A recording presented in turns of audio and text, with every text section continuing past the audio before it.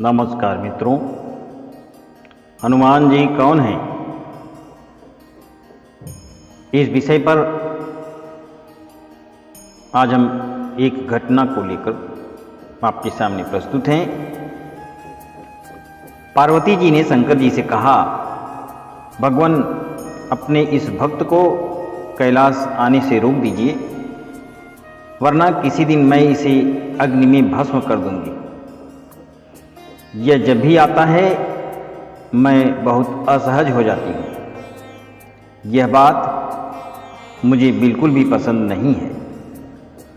आप इसे समझा दीजिए, यह कैलाश में प्रवेश न करे। शिव जी जानते थे कि पार्वती सिर्फ उनके वरदान की मर्यादा रखने के लिए रावण को कुछ नहीं कहती हैं, अन्यथा वह चुपचाप उठकर बाहर आकर देखते हैं रावण नंदी को परेशान कर रहा है। शिव जी को देखते ही वह हाथ जोड़कर प्रणाम करता है। प्रणाम महादेव, आओ दशानन, कैसे आना हुआ? मैं तो बस आपके दर्शन के लिए आ गया था महादेव। आखिर महादेव ने उसे समझाना शुरू किया, देखो रावण, तुम्हारा यहाँ आना पार्वती को बिल्कुल पसंद भी नहीं, इसलिए तुम यहाँ मत आया करो। महादेव, यह आप क्या कह रहे हैं?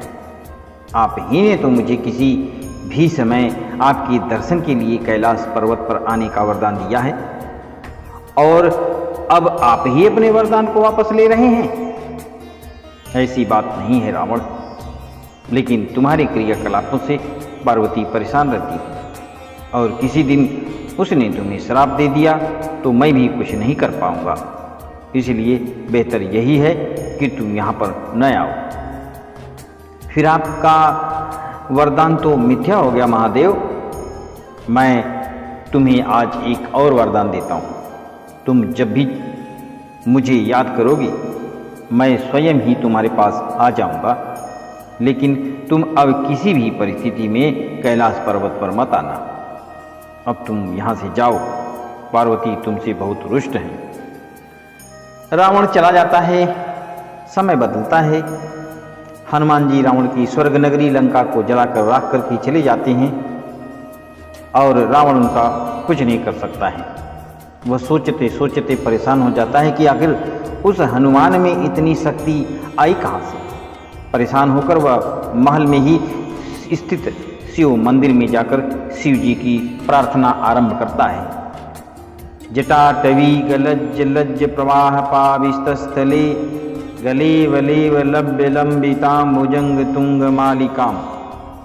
उसकी प्रार्थना से शिव प्रसन्न होकर प्रकट होते हैं। रावण अभिभूत होकर उनके चरणों में गिर पड़ता है। कहो दशानन, कैसे हो? शिव जी पूछते हैं। आप अंतर्यामी हैं महादेव, सब कुछ जानते हैं प्रभु। एक अकेले बंदर ने मेरी लंका को और मेरे घमंड को भी जलाकर राख कर दिया। मैं जानता हूं कि यह बंदर जिसका नाम हनुमान है आखिर कौन है, और प्रभु उसकी पूंछ तो और भी ज़्यादा शक्तिशाली थी। किस तरह सहजता से मेरी लंका को जला दिया, मुझे बताइए कि हनुमान कौन है? शिव जी मुस्कुराते हुए रावण की बात सुनते रहते हैं, और फिर बताते हैं कि रावण, यह हनुमान कोई और नहीं, मेरा ही रुद्र अवतार है। विष्णु ने जब यह निश्चय किया कि वे पृथ्वी पर अवतार लेंगे और माता लक्ष्मी भी साथ ही अवतरित होंगी, तो मेरी इच्छा हुई कि मैं भी उनकी लीलाओं का साक्षी बनूं। और जब मैंने अपना यह निश्चय पार्वती को बताया तो वह हट कर बैठी कि मैं भी साथ ही रहूंगी, लेकिन यह समझ नहीं आया कि उसे इस लीला में किस तरह भागीदार बनाया जाए। तब सभी देवताओं ने मिलकर मुझे यह मार्ग बताया। आप तो बंदर बन जाइए, और शक्ति स्वरूपा पार्वती देवी आपकी पूंछ के रूप में आपके साथ रहें, तभी आप दोनों साथ रह सकते हैं। और उसी अनुरूप मैंने हनुमान के रूप में जन्म लेकर राम जी की सेवा का व्रत रख लिया, और शक्ति रूपा पार्वती ने पूंछ के रूप में और उसी सेवा के फलस्वरूप तुम्हारी लंका का दहन किया। अब सुनो रावण, तुम्हारे उद्धार का समय आ गया है, अतः श्री राम के हाथों तुम्हारा उद्धार होगा। मेरा परामर्श है कि तुम युद्ध के लिए सबसे अंत में प्रस्थित होना, जिससे कि तुम्हारा समस्त राक्षस परिवार भगवान श्री राम के हाथों से मोक्ष को प्राप्त करे और तुम सभी का उद्धार हो जाए।